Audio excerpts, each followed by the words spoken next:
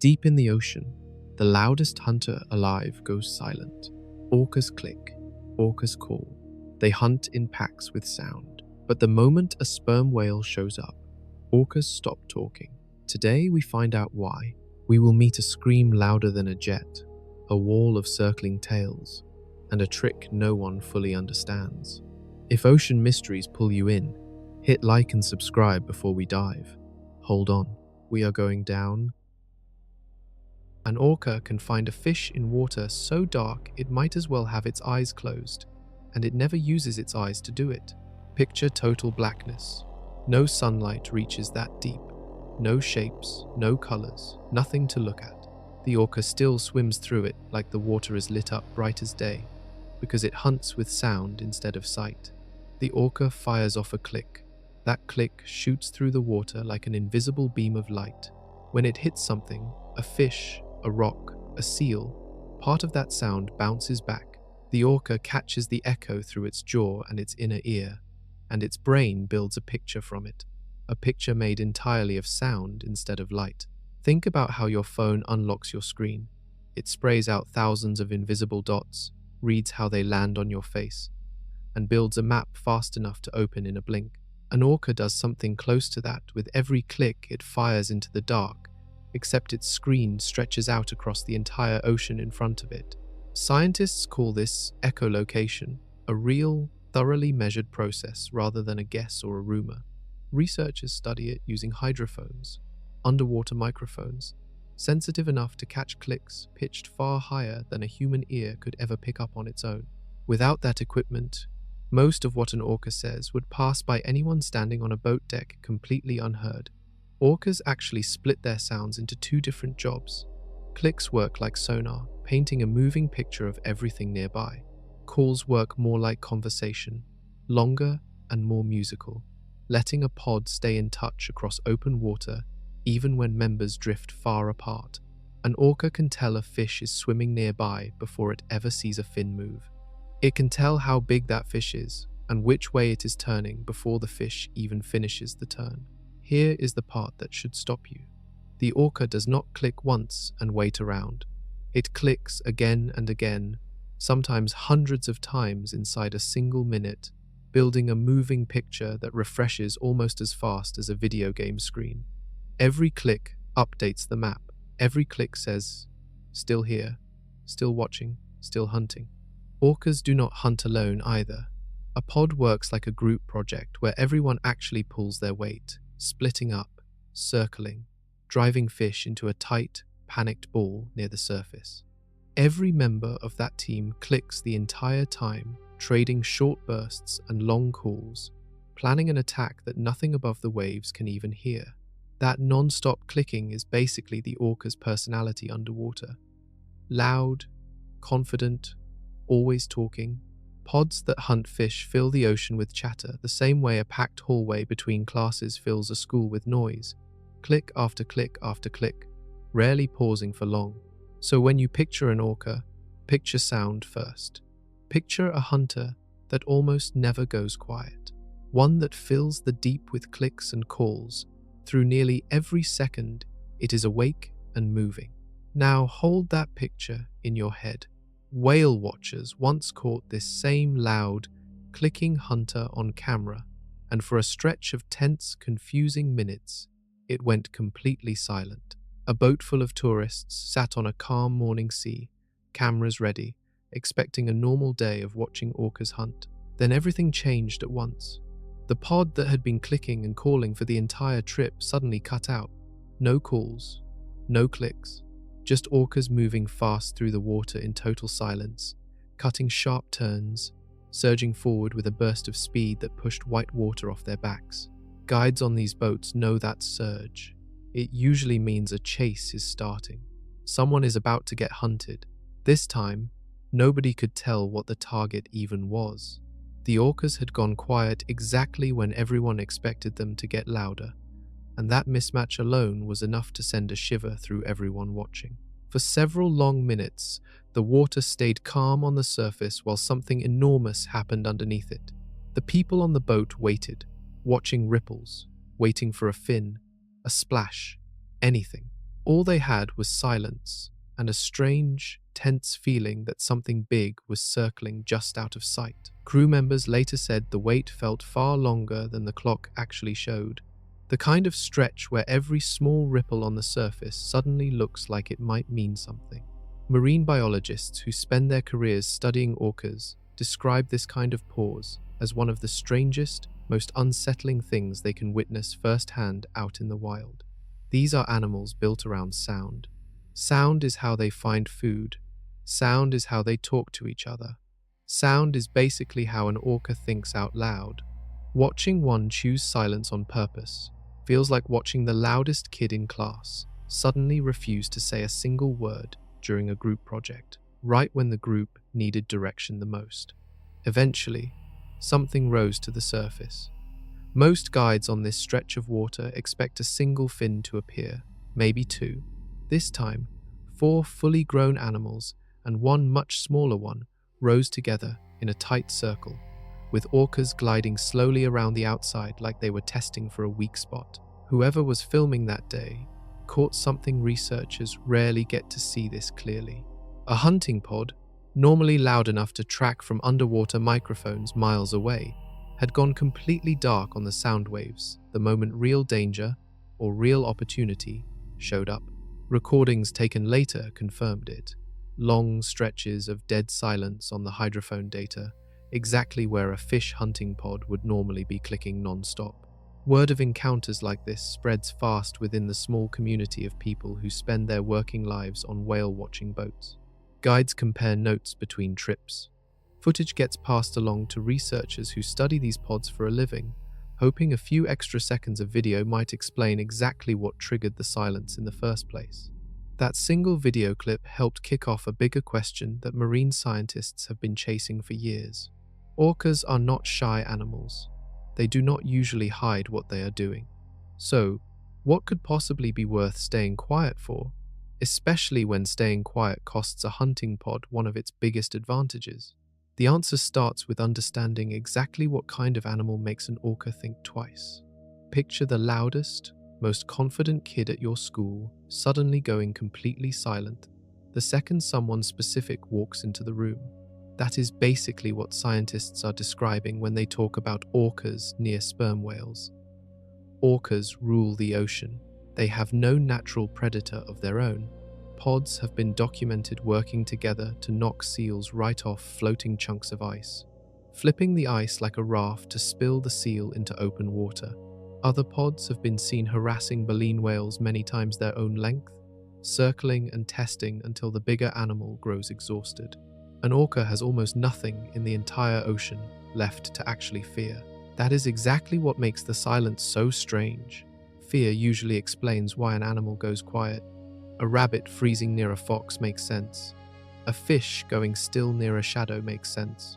An orca is almost always the fox in its own story, not the rabbit, which makes watching it suddenly act careful and quiet feel like the story flipping upside down. Scientists who study predator behavior say silence like this usually points to one of two things. Either the animal going quiet is genuinely worried about getting hurt, or it has learned that noise ruins its plans some other way. Figuring out which reason fits the orca means understanding exactly what waits for it in the deep water it just entered. Here is a comparison that might help. Imagine walking into a room holding a walkie-talkie that announces your exact location every time you press the button. Most of the time you would talk freely because nothing in that room could hurt you anyway. The moment something walked in that actually could hurt you, you would probably let go of that button fast and keep your finger off it until you understood exactly what you were dealing with. Orcas hunting fish rarely let go of that button. They click and call non-stop because fish barely notice the sound anyway. Something changes the instant a specific kind of animal enters the water nearby. Something that makes even the ocean's top predator reach for silence like a shield. Orcas barely think twice about sharks. They have even been recorded hunting them directly. They show the same confidence around baleen whales too, sometimes working together in teams over several hours to wear a much bigger animal down. The one animal that genuinely gives an orca pause is stranger, older, and built completely differently from anything else swimming in that same deep water. It carries the biggest brain that has ever existed on planet Earth. It carries a head shaped like a battering ram. Somewhere inside that head sits a weapon unlike anything else in the ocean, one built entirely out of sound. Scientists spent years combing through hours of footage and hydrophone recordings trying to catch the exact moment silence began, hoping to pin down whatever triggered it. Slowly, a pattern emerged.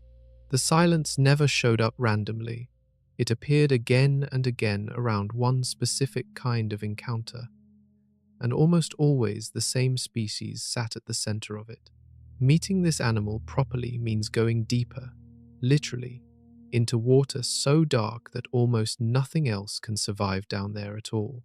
Somewhere far below the sunlight, in water cold enough to numb a human in minutes, a sperm whale is holding its breath for over an hour while it hunts. Sperm whales are not the biggest whales in the ocean. Blue whales hold that title, stretching out nearly the length of a basketball court laid on its side. Sperm whales still count as the biggest hunters with teeth anywhere on the planet, and a grown male can stretch out longer than a school bus and a half, parked end to end. Everything about this animal is built for the deep. Its whole body is shaped like a giant torpedo, wide at the front and tapering back smoothly toward a powerful, muscular tail. Its skin can be as thick and tough as a car tire in places, wrinkled like old leather across most of its body. Its skull takes up almost a third of its entire body length, which is where things start getting genuinely strange. Inside that skull sits the largest brain that has ever existed in any animal, living or extinct. Bigger than any dinosaur, bigger than any other whale, bigger than a human brain several times over. Nobody fully understands everything that brain does down there in the dark, but scientists know it plays a huge role in something every sperm whale relies on completely, hunting entirely by sound in a place where eyesight is basically useless. A sperm whale dives searching for squid, sometimes squid the size of a small car, hidden in water so deep that sunlight can only ever manage a total, permanent blackout. Down there, in complete blackness, eyes stop mattering much.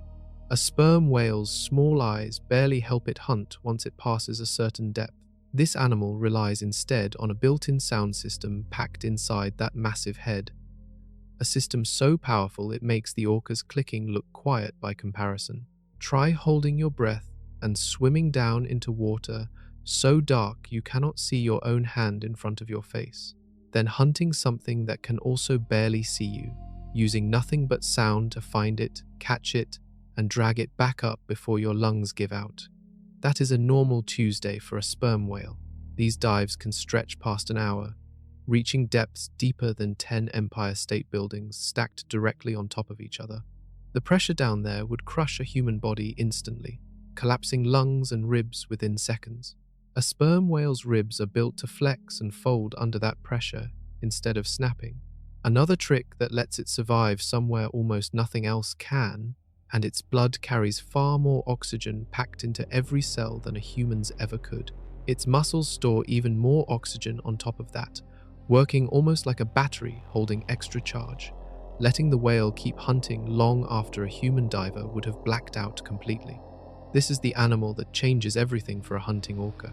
The reason has nothing to do with speed, claws, venom, or armor. Somewhere inside that enormous, strange head sits a weapon built entirely from sound, and understanding that weapon means understanding exactly why even the ocean's top predator learns to whisper.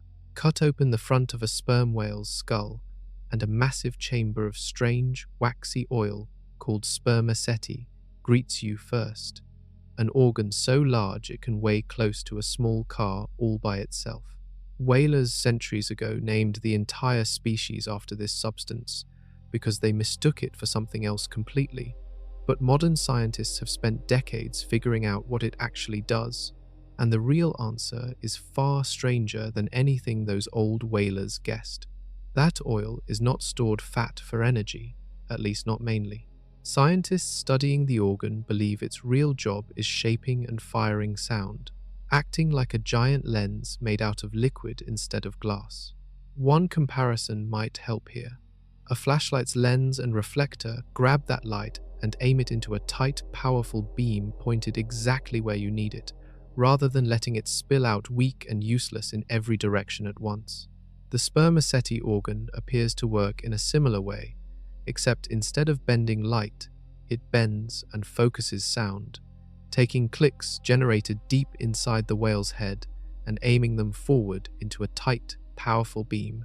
Some researchers believe this organ can also change shape slightly, letting a sperm whale adjust the beam the way you might twist a flashlight lens to switch between a wide flood and a narrow spot. A wide setting might help it scan a big area for squid. A narrow, focused setting might let it aim something far more intense at a single target. And some scientists suspect the whale can switch between these settings within seconds, depending on what it needs. This whole system sits behind the whale's blunt, square forehead, the same shape that gives sperm whales their unmistakable, battering ram profile in the water.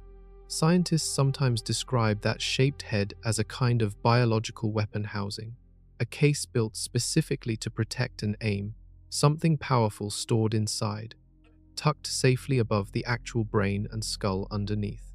The organ alone can stretch out longer than a small car, filling most of the space between the whale's blowhole and the tip of its snout.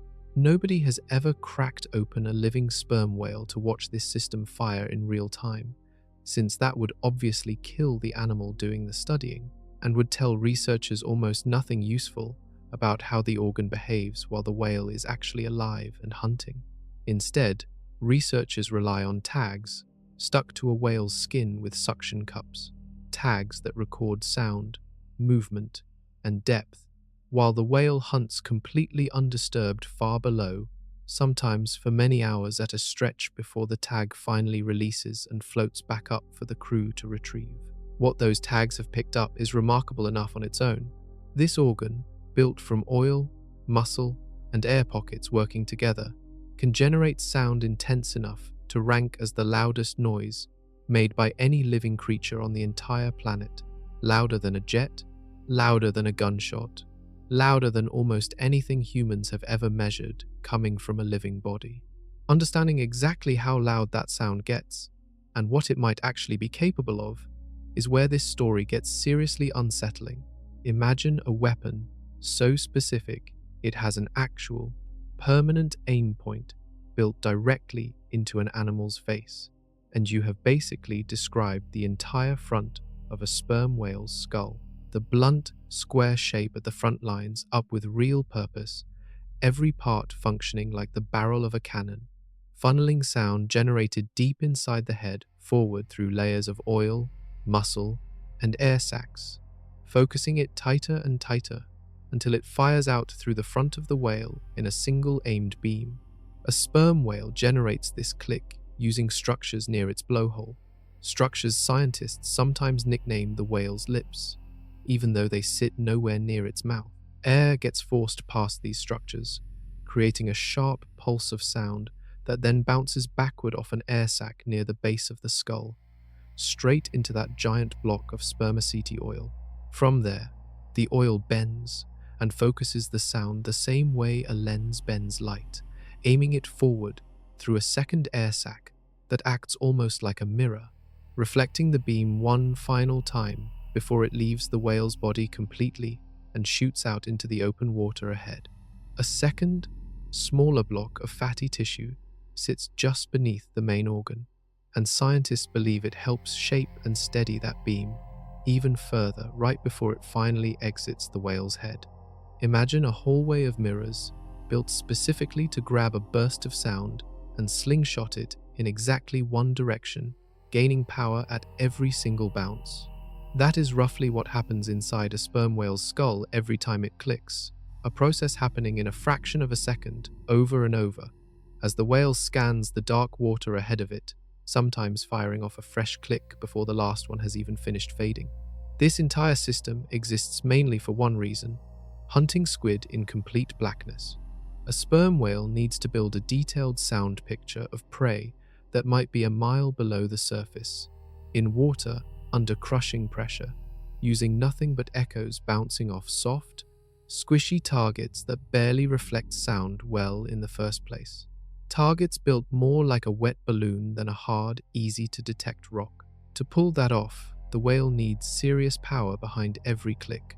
Weak sound would bounce off a squid and vanish into the darkness before ever making it back to the whale's ears. Strong sound survives that trip, returns with useful information intact, and lets the whale build an accurate picture of exactly where its next meal is hiding, down to fine details about size and shape. That need for raw power is exactly what pushed this organ to become the loudest sound generator ever measured in the animal kingdom. It grew this powerful because deep ocean hunting demanded raw energy just to survive the long round trip through open water and back again. Power without a purpose rarely stays that way for long, and scientists studying this organ have spent years asking a much darker question. If a sound this strong can search for squid a mile away, what could that exact same sound do to something standing only a few feet in front of it?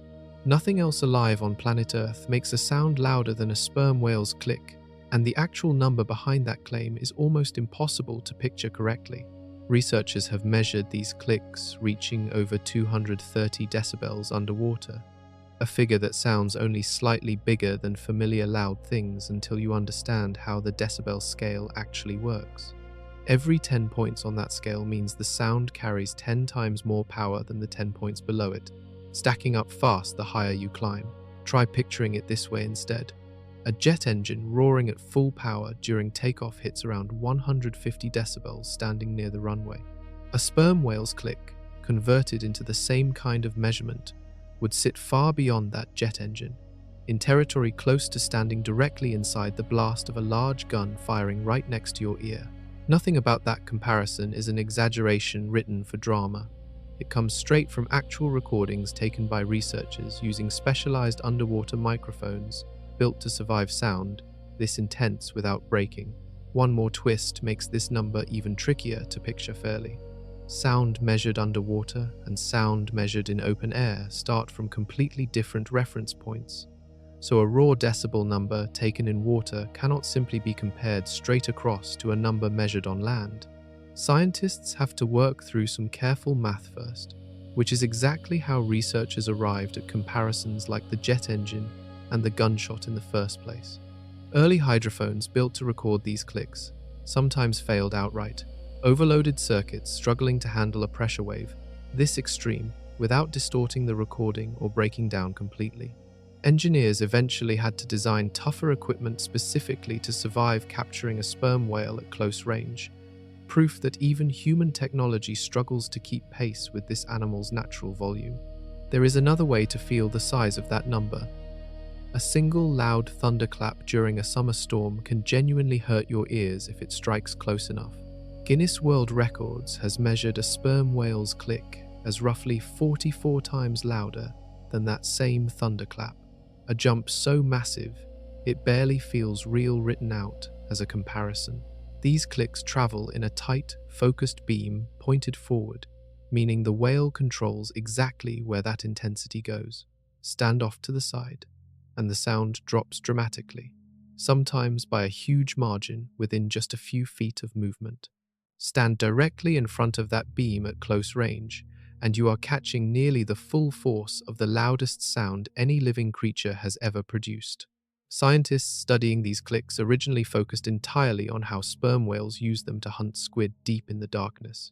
That raw number, over 230 decibels, eventually led researchers somewhere else entirely, toward a much stranger question about what a sound that powerful might be capable of doing to something alive standing right in its path. Could a sound alone genuinely hurt something? Could it stun? Could it possibly even kill? For decades, scientists genuinely believed the answer was yes, and that belief shaped an entire theory about how sperm whales actually catch their food in complete darkness. A theory that sounded almost too dramatic to be real. For a long stretch of scientific history, researchers seriously believed a sperm whale's click worked like more than just sonar. They believed it worked like a weapon. The theory made a strange kind of sense once you thought it through. Squid are fast, slippery, and hard to grab in complete darkness, using nothing but a mouthful of teeth. A sound blast powerful enough to rattle or stun a squid before the whale even reached it would make hunting drastically easier, almost like catching a fish after tossing a stick of dynamite into the water first, minus the actual explosion. This idea picked up a nickname among researchers, the Big Bang Theory of sperm whale hunting, and for years it sat as one of the leading explanations for how these animals managed to catch enough food to survive dives lasting over an hour in freezing, pitch black water, where every wasted minute of searching costs precious oxygen. Scientists pointed to the sheer number behind the theory as proof.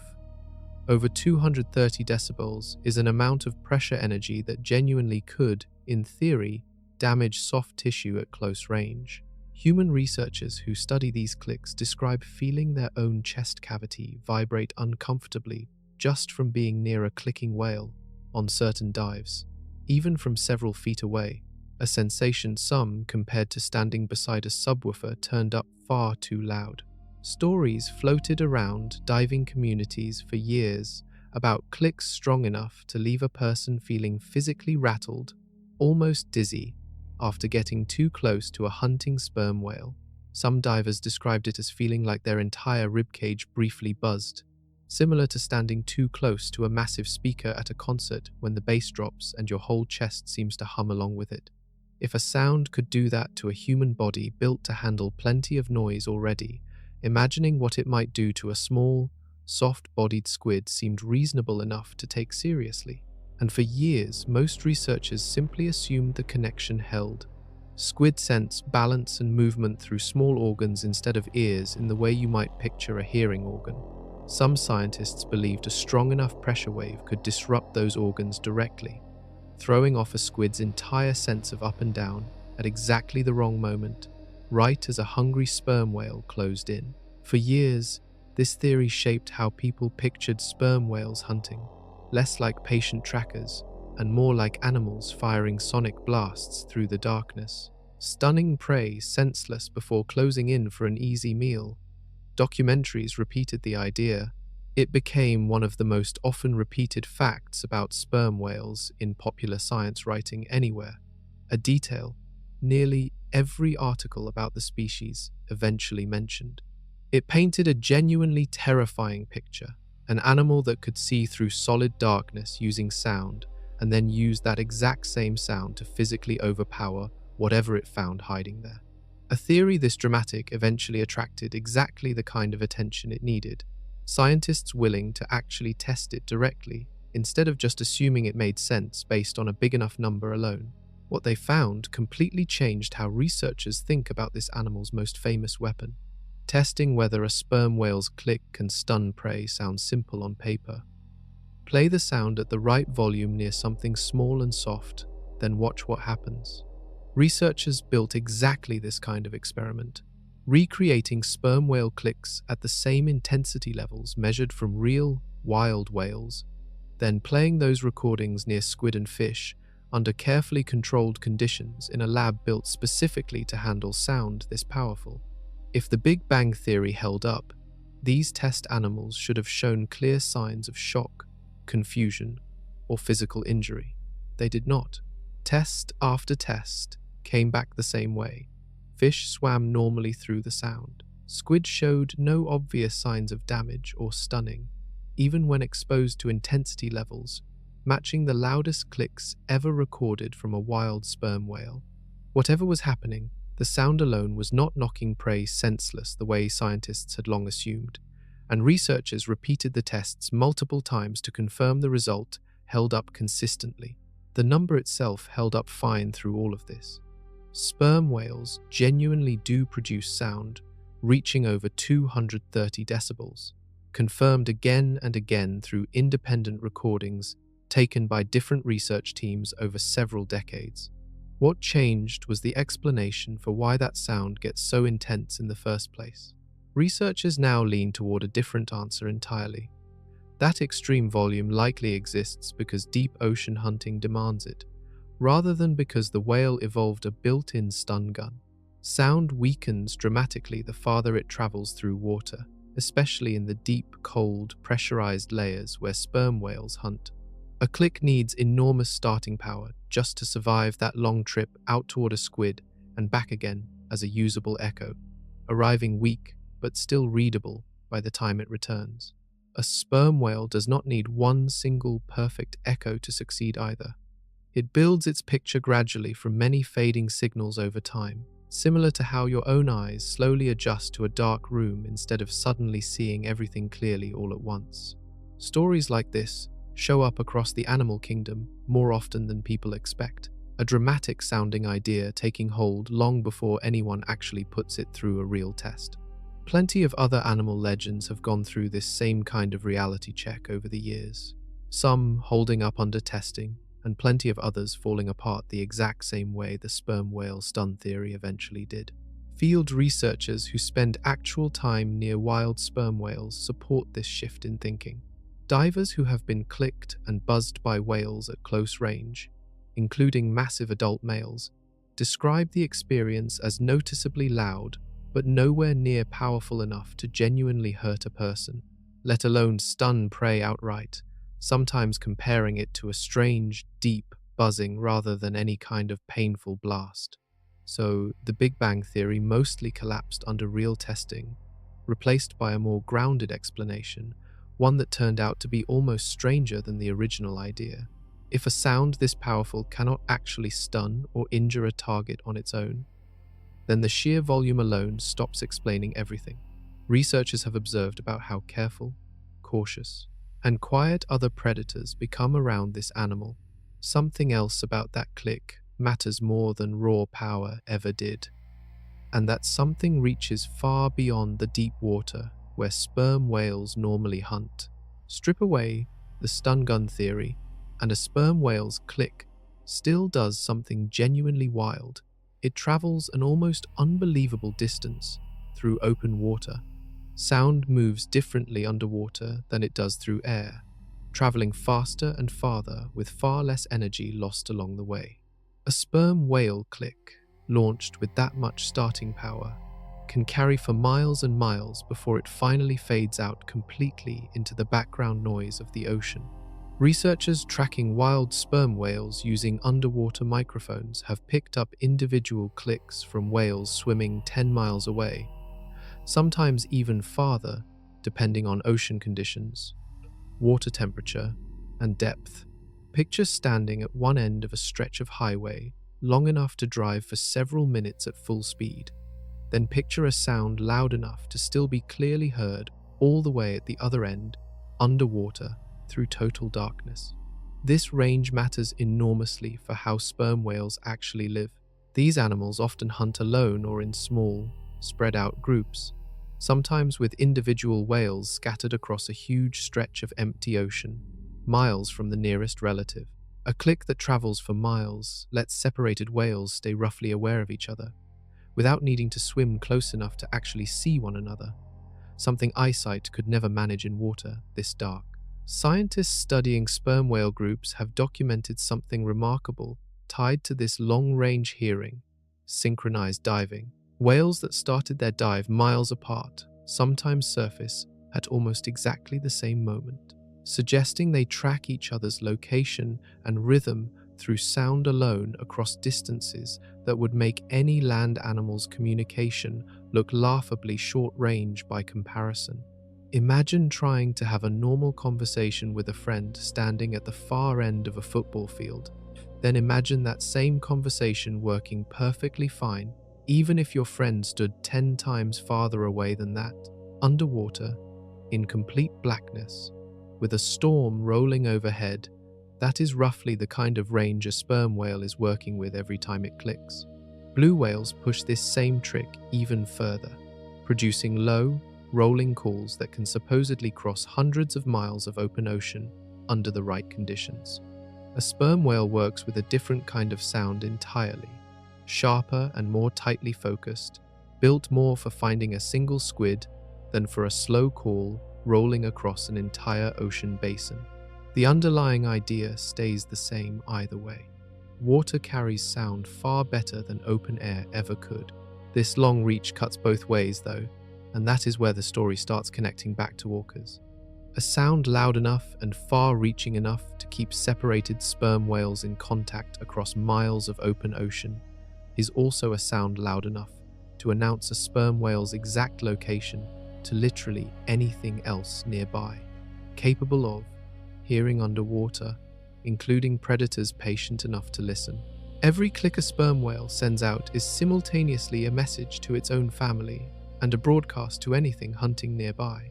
In most cases, that broadcast costs the sperm whale very little, since almost nothing in the ocean is willing to challenge an animal this size anyway. Orcas are the one glaring exception, and understanding why means looking closely at how differently two separate groups of orcas actually behave. Different orca populations behave in surprisingly different ways underwater, and those differences turn out to matter enormously for understanding this entire story from start to finish. Some orca populations spend almost their entire lives hunting fish, especially salmon, and these groups behave almost exactly like the loud, chatty hunter described back at the start of this story. Researchers who study these fish-eating pods describe them as constant talkers, clicking and calling almost non-stop while swimming, hunting, and traveling together across their home waters. This makes complete sense once you understand what these orcas are actually hunting. Fish generally hear poorly in the exact frequency range orca calls fall into. A salmon swimming through a cloud of orca clicks and calls barely notices anything happening at all, similar to how you might completely ignore a sound pitched too high or too low for your ears to properly register. Because fish essentially cannot hear the warning, fish-hunting orcas pay almost no price for staying loud. They call to coordinate hunts across their whole pod. They click constantly to track fish through open water. They keep up a non-stop stream of chatter their entire lives, since silence would offer them nothing real in return, only slower hunts and less coordination. Researchers tracking these populations with underwater microphones describe recording near constant vocal activity, hours upon hours of clicks and calls, stacked on top of each other throughout an entire hunting trip. Scientists sometimes compare it to recording audio inside a packed school cafeteria. Layers of overlapping sound running almost the entire time anyone is present, rarely dropping into true quiet. These pods sometimes work together using a technique researchers call herding, driving an entire school of fish into a tight, spinning ball near the surface, using nothing but coordinated movement and constant sound. Once the ball forms, individual orcas take turns slapping their tails straight through it, stunning fish with the force of the blow itself rather than the sound, sending easy meals scattering out in every direction for the rest of the pod to pick off one by one. This constant noise fits everything you would expect from an apex predator with genuinely nothing left to fear. Why stay quiet when your prey cannot hear the warning anyway, and nothing bigger exists nearby capable of threatening you back? That logic holds up perfectly for fish-hunting orcas, whose entire hunting style depends on staying loud, fast, and coordinated from start to finish.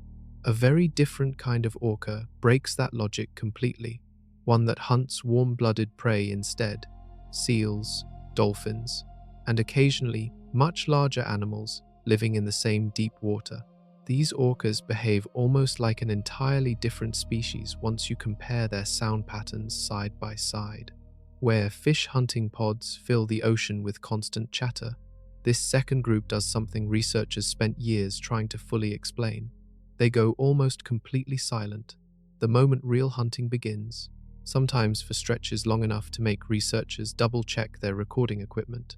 Understanding exactly why these two orca populations developed such wildly different relationships with sound means understanding a basic rule that applies to every hunter on planet Earth. Sound only stays free when your prey cannot use it against you. A completely different kind of orca lives in these very same oceans, right alongside the loud, chatty fish hunters. And this second group tells an almost entirely opposite story about sound. Scientists often call these orcas transients, or sometimes mammal hunting orcas, and their entire diet, hunting style, and daily routine look almost nothing like their fish-eating relatives, despite sharing the exact same species. Instead of salmon, these orcas target seals, dolphins, and occasionally massive whales, many times their own size. Every animal on that menu shares one dangerous trait fish never had: excellent hearing, tuned almost perfectly into the exact frequency range an orca uses to click and call. Researchers who study these hunters describe something genuinely striking once you compare recordings side by side with fish-eating pods. Mammal hunting orcas stay almost completely silent while actively searching for prey, sometimes going long stretches without a single detectable call or click, something practically unheard of among their noisy, fish-chasing cousins living in the very same waters. This is a clear, learned hunting strategy showing up consistently in the data, not confusion or bad luck. Scientists studying these populations trace it back to a simple, brutal fact of underwater life. A seal that hears an orca coming gets a real chance to escape. A dolphin that detects a click early enough might scatter with its pod before the attack even fully begins. Try sneaking up on a friend blindfolded during a game of tag, except your friend has genuinely excellent hearing, and you are forced to announce your exact location out loud every single time you take a step forward. You would lose that game almost instantly. Silence becomes the only real path to actually winning. That is roughly the trade-off facing a mammal hunting orca every single time it enters open water. Speak up constantly, the way its fish hunting relatives do, and prey scatters before an attack ever really begins.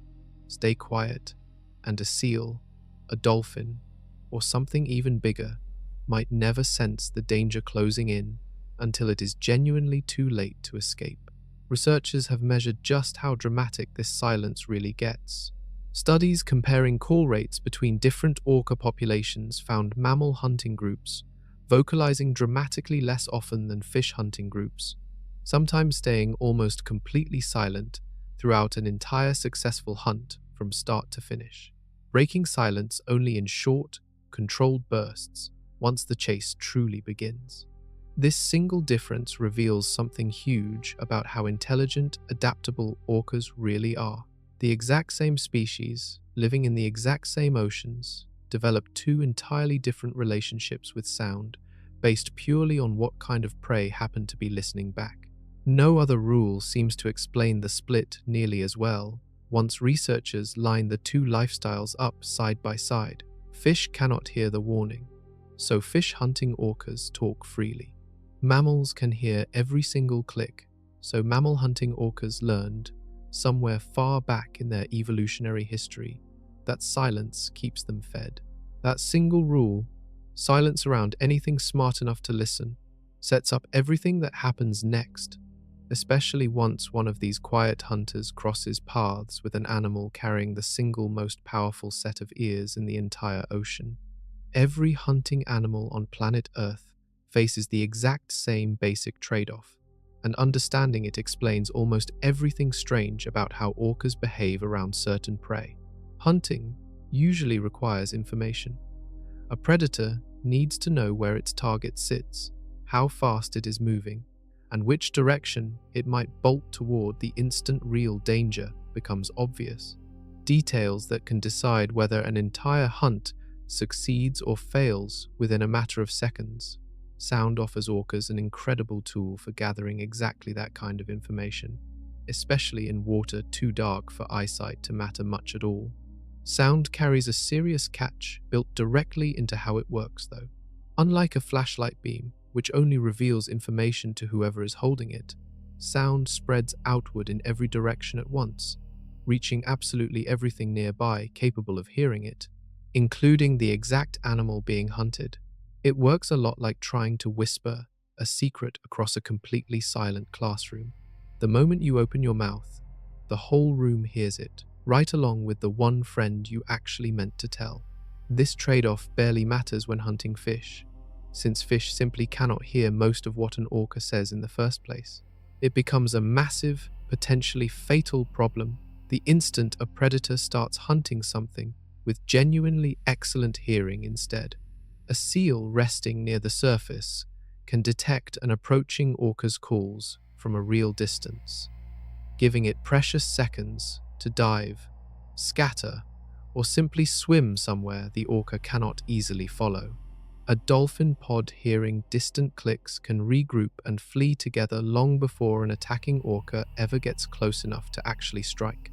In both cases, sound stops being a hunting tool and instantly becomes a warning system, working entirely against the hunter using it. Scientists studying predator and prey relationships across the entire animal kingdom describe this exact trade-off, showing up again and again in owls that evolved silent feathers to sneak up on mice with sharp hearing, and in big cats that learned to stalk low and quiet instead of charging loudly through tall grass. Moths facing hungry bats tell a similar story from a completely different part of the world. Bats also hunt using sound, clicking constantly to build a picture of the night sky ahead of them. Some moths have evolved ears tuned specifically to detect those clicks from a distance, giving them a split-second chance to drop suddenly out of the sky before a bat ever gets close enough to grab them. Evolution keeps landing on the exact same basic solution over and over, whether the setting is a moonlit forest or the deep, black ocean, and orcas fit neatly into that same pattern, clicking constantly around fish while going almost completely silent around anything smarter. Every single one of these adaptations traces back to the exact same basic rule. Staying quiet only pays off once your prey can actually hear you coming in the first place. This rule applies perfectly to seals. It applies perfectly to dolphins. It applies at an entirely different, far more extreme level once an orca finds itself anywhere near the one animal in the entire ocean carrying ears built specifically to catch even the faintest, most careful sound a predator might accidentally make. Watch what happens when a hunting orca makes even a single careless click too close to a resting seal, and you will understand exactly why silence matters this much. A harbor seal floating near the surface, half asleep, still keeps part of its brain locked onto sound. These animals evolved surrounded by predators, and that constant background awareness has kept generations of seals alive long enough to pass those same instincts down through every new litter of pups. The instant an orca's click reaches that seal, even from a real distance away, something shifts immediately. The seal's whole body tenses, its head snaps around, hunting for the direction that sound came from. Within a heartbeat, it dives, cutting sideways through the water toward the nearest rocks, kelp bed, or shallow water an orca physically cannot follow into. That single mistake, one click sent out at the wrong moment, can completely collapse an entire hunt. An orca might have spent several minutes carefully setting up, all that positioning, all that patient stalking through open water, gone in the time it takes a startled seal to flick its tail twice. Researchers tracking mammal hunting orcas describe watching this exact scenario play out repeatedly. A pod moves in slow and completely silent, careful positioning taking priority over speed, sometimes creeping along for several long minutes without producing a single detectable sound. One accidental click during that approach, and the entire hunt often falls apart instantly, prey scattering in every direction before the orcas ever get close enough to actually strike. Researchers studying this exact pattern have used suction cup tags on hunting orcas themselves, recording the pod's sounds and movements second by second during real hunts, capturing exactly how often a single accidental noise derails an attack already underway. Losing a hunt like this costs more than just a missed meal too. Orcas burn enormous amounts of energy chasing prey through open water, and a pod that blows its cover early still has to swim, search, and try again somewhere else, sometimes for hours, before finding another realistic target. Every failed attempt adds up, which is exactly why staying completely silent during the approach matters so much more than most people initially assume. This explains why mammal hunting orcas developed such an extreme relationship with silence in the first place. It genuinely carries enough weight to shape everything else about how these hunts unfold. A single mistimed sound can mean the difference between a successful hunt and an exhausted pod swimming away with absolutely nothing to show for an hour of careful, patient effort. Picture sneaking through your house at night, trying not to wake anyone up, except every single footstep you take gets broadcast through a speaker in your parents' room. The instant your foot touches the floor, you would learn to move differently almost immediately, testing each step, staying quiet no matter how much extra time it cost you, freezing completely the second you heard any movement upstairs. That is roughly the pressure shaping every single hunt a mammal-eating orca attempts. Silence works as the entire hunt itself, not some polite bonus feature layered on top of it. The one advantage standing between a pod going home fed and a pod going home with absolutely nothing. And a seal, fast as it might sound, is genuinely nowhere near the most dangerous animal capable of hearing an orca's mistake. Take that exact same careless click, the one that sends a seal fleeing toward the nearest rocks, and imagine it happening near a fully grown sperm whale instead. Everything about the stakes changes instantly. A seal simply runs. A sperm whale carries an entirely different set of options, and running rarely tops that list. Remember what you learned earlier about how far a sperm whale's click actually travels, sometimes 10 miles or more through open water. That same incredible hearing range works in both directions. An animal built to detect its own family members across miles of dark, open ocean is also fully capable of detecting an orca's click from an enormous distance away, long before that orca ever gets anywhere close to striking distance. A resting seal has genuinely excellent hearing for its size. A sperm whale carries a sound detection system built specifically to track prey across distances that would make a seal's hearing look almost primitive by direct comparison.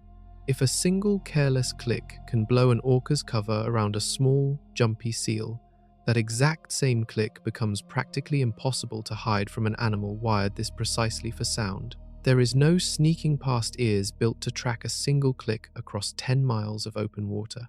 An orca approaching this animal has to assume every sound it makes gets heard clearly and immediately, long before the whale ever comes into view. This is where the real problem for a hunting orca starts, with a simple, brutal fact.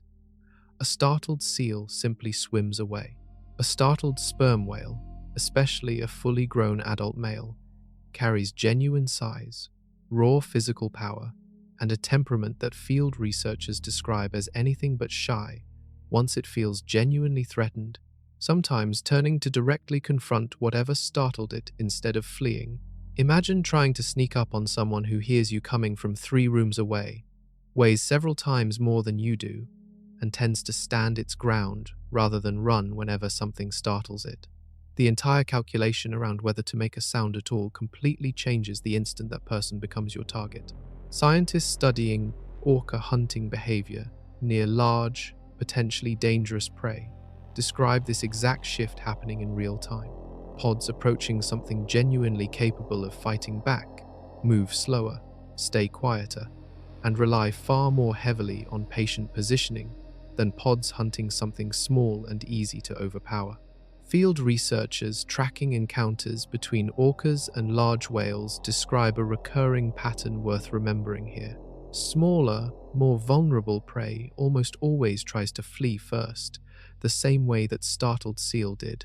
Certain large, powerful whales do something rarer and far more unsettling for a hunting pod, turning directly toward the threat instead of running from it, forcing the attacking orcas to suddenly reconsider their entire plan in real time. This raises an obvious, pressing question that drives the rest of this entire story. If getting caught by a startled seal simply means going hungry for a while, what exactly does getting caught by a fully alert, fully aware sperm whale actually mean for a hunting orca? Answering that question means looking directly at the size gap between these two animals, a gap far larger and far more dramatic than most people realize.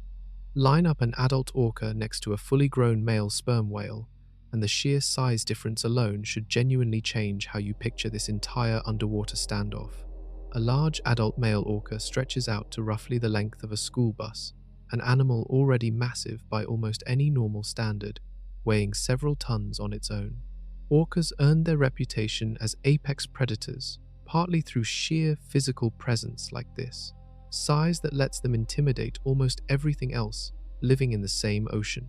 A fully grown male sperm whale makes that same orca look almost small by direct comparison. These animals can stretch out to nearly 1.5 school buses parked end to end, and the weight difference gets even more dramatic than the length alone suggests. A big sperm whale bull can outweigh a large adult orca several times over, closer to stacking 6 or 7 full-grown orcas onto one single scale just to match a single sperm whale's true weight. Think of standing next to one of the biggest kids in your entire school, someone already noticeably taller and stronger than you. Then picture someone else walking in who outweighs even that kid several times over, built from a completely different scale entirely. That gap, uncomfortable enough between two humans, becomes genuinely intimidating once you translate it into two massive ocean predators facing off in open water. Size alone would already give an orca real reason to think carefully before starting anything with a fully grown sperm whale. Raw size barely scratches the surface of what actually makes this particular animal so genuinely risky to challenge, though. A sperm whale's jaw carries dozens of sharp, cone-shaped teeth built specifically for gripping and tearing. Evolved originally to battle giant squid in complete darkness, animals that fight back hard enough to leave visible scars across an adult sperm whale's entire head and body. Anything capable of surviving repeated battles against a giant squid's grip carries genuine fighting capability worth respecting. Add in that massive, battering ram-shaped skull, packed full of dense tissue and oil, and you get an animal capable of delivering serious blunt force simply by swimming forward with real intention. A sperm whale's tail alone, powerful enough to propel over 40 tons of body weight through open water for over an hour straight without stopping, carries more than enough raw force to seriously injure almost anything unlucky enough to get caught underneath it during a defensive strike. A single swing, strong enough to snap bone. A sperm whale does not actively hunt orcas back the way an orca might hunt a seal. An orca approaching a fully grown, fully capable sperm whale bull is approaching something built to fight back hard, not defenseless, prey drifting near the surface. Facing an animal built like this, a hunting pod rarely tries anything close to a head-on charge. Testing the edges of a group from a careful distance costs far less than risking a direct hit from that tail. That single fact shapes almost every decision a hunting orca makes once a sperm whale enters the picture, including exactly which sperm whales get treated as genuine targets and which ones get left completely alone. Sperm whales carry very different levels of risk for a hunting orca pod, and the difference comes down almost entirely to size, strength, and who happens to be swimming nearby for backup. Adult male sperm whales, especially fully grown bulls, tend to travel alone or in small, loose groups, scattered across huge stretches of open ocean. These are the biggest, strongest, most physically capable members of the entire species, carrying every advantage described so far. Massive size, serious jaw strength, and a tail powerful enough to seriously hurt almost anything caught underneath it. Researchers studying orca attacks on large whales describe something consistent showing up across documented encounters worldwide. Fully grown adult male sperm whales rarely, if ever, show up as confirmed targets in these attacks. The size gap, combined with genuine fighting capability, appears to push the actual risk too high to make an attack worth attempting most of the time.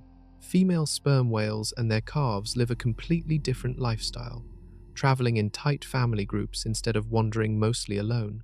These groups include smaller, more vulnerable members, young calves especially, animals nowhere near the size or strength of a fully grown adult male, still learning basic survival skills from the adults around them.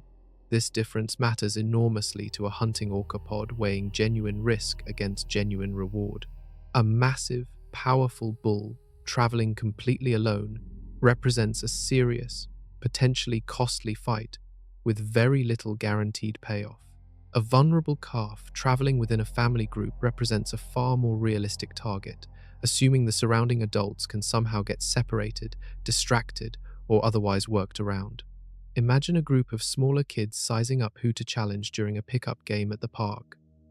Nobody rushes straight at the biggest, strongest kid on the field standing there alone. Everyone naturally, instinctively, looks toward whoever seems smaller, younger, or easier to handle instead.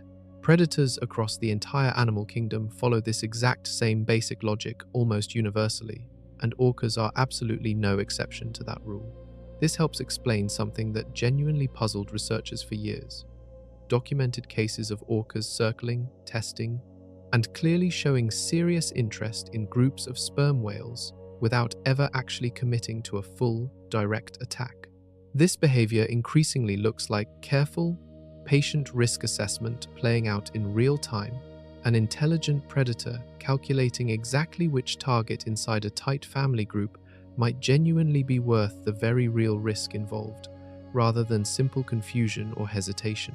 Researchers studying footage of these encounters look for specific clues to tell the difference between genuine testing and an attack already underway. Things like how tightly a pod circles a group, how often individual orcas break off to approach alone, and whether the group ever fully commits to one coordinated rush. Slow, patient circling with no full commitment shows up again and again in documented sperm whale encounters. Very different from the fast, decisive strikes orcas use against smaller, easier prey. This single dynamic, powerful adult bulls left almost completely alone, while vulnerable calves and family groups draw far more serious attention, sets the stage for one of the strangest, most dramatic standoffs ever caught on camera between these two animals. A pod of hunting orcas is about to find a tight group of sperm whales holding their ground in open water, and what happens next reveals exactly how seriously these whales take the threat circling around them. A research vessel drifting through open, deep water once picked up something on its hydrophones that made the entire crew go quiet themselves. Clicks. Dozens of them, overlapping, coming from several directions at once. Then, almost as suddenly as they started, the clicks dropped away into near total silence. The exact pattern researchers had learned to associate with a mammal hunting pod closing in on something serious. Crews who study these waters for a living know that pattern by now. A burst of activity, then a sharp drop into quiet, usually means a pod has spotted something worth the risk of a real hunt. What came next surprised almost everyone watching from the deck. Instead of a single, scattered chase, the water ahead held a tight group already gathered together, barely moving, holding a strict formation instead of scattering apart the way frightened animals usually do. 5 or 6 dark shapes sat clustered in the open water, motionless except for slow, careful turns, while several orcas circled the outside edge at a cautious distance. Every so often, one orca would drift a little closer, testing the group's reaction before easing back to rejoin the wider circle. Nobody on board needed a marine biology degree to sense the tension. Even from the surface, the whole scene read like a standoff rather than a chase, two sides sizing each other up instead of one side already running for its life. Researchers who study encounters like this describe a very specific kind of pause during moments like this one, a stretch where neither side commits fully. The orcas test one edge of the group, then pull back. They drift toward a different angle, testing again, watching closely for any sign of separation or weakness inside the huddle. The whales, meanwhile, barely shift position at all, holding their formation with a kind of stubborn, coordinated patience that looked almost planned in advance. This kind of encounter gives scientists something they rarely get otherwise, a real-time look at exactly how a group of sperm whales responds under genuine, sustained pressure from the ocean's most capable hunting team. Video and hydrophone recordings taken during moments like these have become some of the most valuable material researchers have for understanding this entire relationship. What made this particular standoff worth studying so closely came down to timing.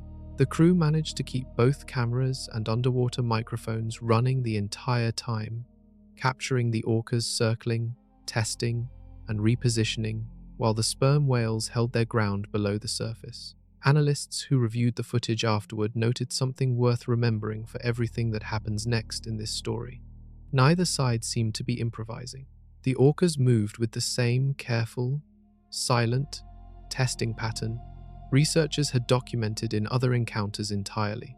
The sperm whales responded with a formation researchers had also seen before, one that shows up again and again across completely different oceans, completely different pods, and completely different individual whales. Whatever was about to happen next had clearly happened somewhere else before, more than once, which meant this was a strategy, tested and repeated across an entire species, not some lucky, one-time accident of behavior.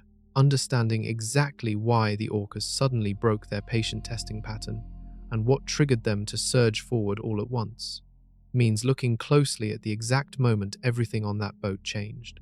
For several long minutes, the standoff barely changed at all. Then, without warning, every orca in the pod surged forward at once. Water erupted white across the surface. Whatever patience the pod had shown moments earlier disappeared completely, replaced by fast, coordinated movement cutting straight toward the huddled group of whales. Crew members on deck described the shift as instant. One moment, a careful, almost lazy circling pattern. The next, a full, committed push, with every animal moving toward the same clear purpose. Researchers studying predator behavior described this kind of sudden shift as a genuine tell. Patient testing usually means a predator is still weighing risk against reward, still deciding whether an attack is worth attempting. A sudden, unified surge, like this one, usually means that decision has already been made, often triggered by something specific, a moment of separation inside the group, a sign of exhaustion, or a target finally drifting far enough from the protection of the huddle. Nobody on the boat that day could say for certain what triggered the exact moment of that surge. What they could confirm, watching from above and later from hydrophone data below, was how tightly coordinated the whole pod moved once the decision was made. Several orcas pushed directly toward one section of the group, others swept wide, cutting off any obvious escape route toward open water, while still others held back slightly, ready to fill in wherever a gap happened to open up during the chaos. This kind of coordination takes real communication, and for a brief window during the surge itself, researchers noted a short burst of calls breaking the earlier silence, sharp, fast exchanges between orcas repositioning around the group. Silence had served the pod perfectly during the slow, careful approach. Once the attack itself began, speed and teamwork mattered more than staying hidden, since the sperm whales clearly already knew exactly where every orca was by that point anyway. Picture a group of players on a field, suddenly switching from a slow, cautious warm-up into a full sprint. The instant the whistle blows, each player already knowing their exact assigned role well before that whistle ever sounds. Every wasted second between that switch and full commitment matters enormously, and predators that hunt in teams generally learn to make that transition as fast and as unified as possible, often through countless earlier hunts that shaped exactly how each member responds once real commitment finally arrives. The huddled sperm whales responded almost immediately. Whatever loose, resting posture they held during the earlier testing phase tightened instantly, bodies pressing closer together, tails beginning to sweep in wide, defensive arcs through the water around the group. For a moment, the entire standoff turned into a blur of white water, dark shapes, and fast, unpredictable movement. Exactly the kind of chaos that makes these encounters so difficult for researchers to fully analyze, even with modern cameras and recording equipment running the whole time. Reviewing footage like this often takes far longer afterward than the actual encounter itself lasted in real time. Then, rising out of that chaos, one single, unmistakable shape broke the surface, and everything about the encounter suddenly became much clearer to everyone watching. A massive tail fluke rose out of the water, dripping and enormous, cutting sideways through the air before slamming back down with tremendous force. the sound of the impact carrying clearly across the water, even to the boat. For anyone watching from the boat, that single moment reset the entire scene. Until then, the encounter had looked chaotic, almost impossible to read clearly from the surface. The instant that fluke rose and struck, the picture snapped into focus. This looked like active, deliberate defense, nothing close to a group of animals simply fleeing in panic. A sperm whale's tail fluke can stretch wider than the length of a tall adult standing with both arms raised overhead, built from dense muscle and tough, fibrous tissue capable of driving enormous force through open water in a single sweeping motion. Researchers who study these encounters describe the fluke as this animal's single most dangerous physical weapon, far more useful in a real fight than its teeth, which stay better suited for gripping slippery squid than delivering blunt, crushing force. That single strike sent water exploding outward in every direction, momentarily scattering the orcas nearest to it. Whether the strike actually connected with anything remained unclear from the surface, but the message it sent was obvious to everyone watching. This group clearly intended to fight back rather than simply sit still and absorb an attack. More strikes followed that first one in quick succession, rising and falling from different points around the huddled group, as if the whole formation had rehearsed this exact response many times before. Marine biologists studying footage like this describe watching orcas visibly adjust their positioning immediately after a strike like this one, pulling back slightly, circling wider, clearly factoring the whale's willingness to fight into their next move. Predators generally learn fast when prey turns out to be more dangerous than expected, and a single well-placed tail strike can genuinely reshape an entire attack in progress. Try picturing a much smaller version of this same dynamic. A group of kids playing a physical game where most players simply try to avoid contact suddenly includes one player willing to shove back hard the instant someone gets too close. Everyone else on the field adjusts their approach almost instantly once that becomes clear, even if nobody says a single word about it out loud. More flukes followed that first one, rising and striking in a loose, overlapping rhythm from different points around the huddled group. Each strike seemed timed and positioned to cover whichever section of the group currently faced the most direct pressure from circling orcas, the whales working together as a unit rather than each one simply protecting itself alone. This pattern, tails striking outward from a tight, defensive cluster, shows up again and again in documented standoffs between these two species. Far more than just this one particular encounter, different oceans, different pods, the exact same defensive instinct playing out almost identically every time. Understanding why this specific pattern works so well, and why sperm whales seem to fall into it almost automatically under real pressure, means looking closely at how that fluke actually connects to something even more dangerous, waiting just beneath the surface. Earlier in this story, you learned just how much raw power sits inside a sperm whale's tail. Watching that power actually used in real time reveals something even more unsettling about it. A tail capable of driving dozens of tons of body weight through open water for over an hour without stopping carries more than enough force behind a single defensive strike to genuinely injure almost anything caught in its path. Researchers studying skeletal remains from orcas killed in confrontations with large whales have documented exactly this kind of damage before. Broken ribs, fractured skulls, injuries consistent with a single, massive, direct impact rather than a bite or a scrape. Some of these remains have turned up, washed ashore, giving researchers a rare, direct look at just how much force a single defensive strike can actually deliver. Field researchers describe sperm whale tail strikes during real confrontations as surprisingly fast and surprisingly well aimed, closer to a targeted swing than a panicked, clumsy flail.